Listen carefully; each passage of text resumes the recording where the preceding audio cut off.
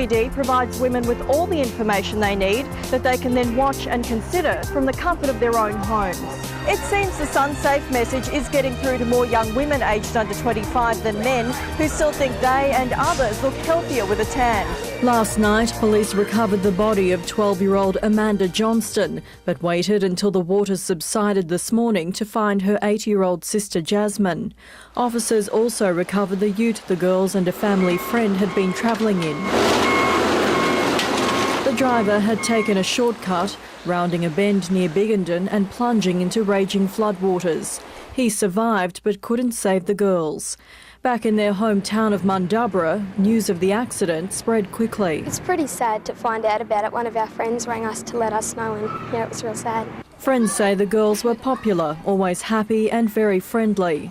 And while the family only recently moved to the area, locals are feeling their loss. A bit of a shock. It's a horrific thing to happen. While the water level has dropped today, the road is still a death trap, and with more rain forecast, police are urging drivers to be vigilant. In country areas, you see brown water, you see water across the road.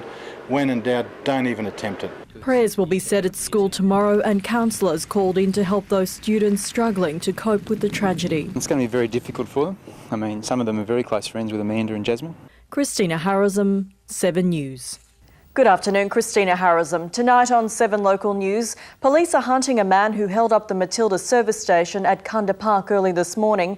The properties targeted have been under surveillance by police and the Queensland Crime Commission for 6 months. In excess of $2.7 million worth of assets have been restrained under the proceeds of crime legislation.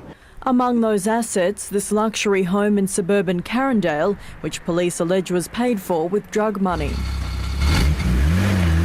Cars, including a high-performance Nissan Skyline, were loaded onto tow trucks and impounded. Inside, officers hunted for evidence of illicit drugs and drug dealing, seizing documents and other undisclosed items. The drugs involved in this operation have been cocaine, heroin, amphetamine and cannabis. Police also swooped on a less glamorous home in nearby Carina. Residents claim it's long been a hive of suspicious activity. Yeah, there's always a lot of cars, different sports cars and stuff over the years going through there. A man was arrested and taken to an aquarium business back in Carindale, where a police dog searched for traces of illicit drugs. The raids are part of a national operation conducted over the last 15 months. Police say in Brisbane at least there'll be a significant impact on drug supply. 7 men, some of whom are related, will face court on 12 drug-related charges, including trafficking. This syndicate that's been broken today is basically probably the largest heroin suppliers on the south side of Brisbane. Others allegedly involved in the syndicate were arrested interstate. Kristina Harazim, 7 News. It's Christmas Day and you've probably eaten too much. You may have had a few drinks and generally feel pretty worn out. So why don't you do something good for your body and visit a place like Fountainhead for some serious R&R. How's that feeling? Oh, really good. Fountainhead Organic Health Spa is located in the tranquil Sunshine Coast hinterland on a property that was once an avocado farm. Wayne, why do people come to Fountainhead? Kristina, it might be as simple as coming overnight, just have a break from a busy routine, or if they have a serious health issue, they might come for 10 days or even longer. Wayne's decision to open a health retreat was inspired by his mother's amazing recovery from cancer. Doctors gave her 3 years to live. Wayne believes natural medicine prolonged her life by a decade.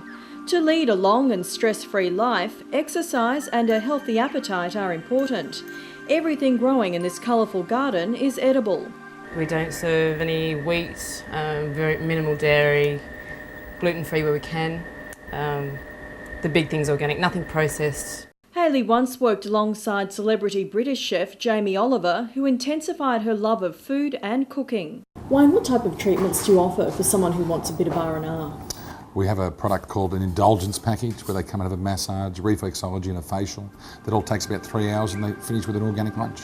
The result? Fewer stress lines, more energy and a positive outlook. Spontaneous combustion sparked this fireball at a Yarraman timber mill, 1,000 tonnes of offcuts fueling the flames. It took hours to contain the blaze, but it's expected to smoulder for weeks.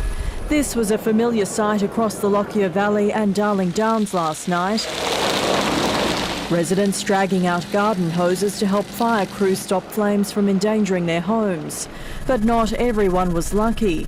At Crow's Nest, north of Toowoomba, fire ripped through hundreds of hectares of tinder dry country, destroying 6 homes and sheds full of machinery.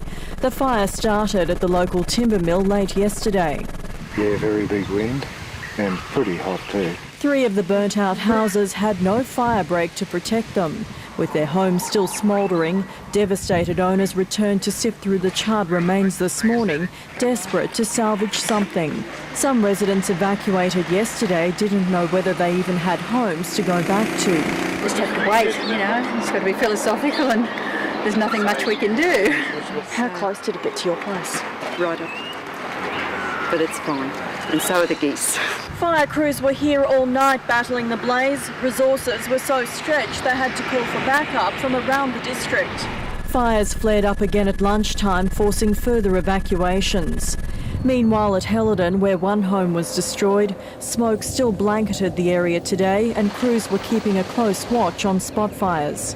And in Brisbane southwest this afternoon, residents had to fend for themselves as flames climbed sound barriers, threatening their homes. Firefighters arrived just in time. Kristina Harazim, 7 News.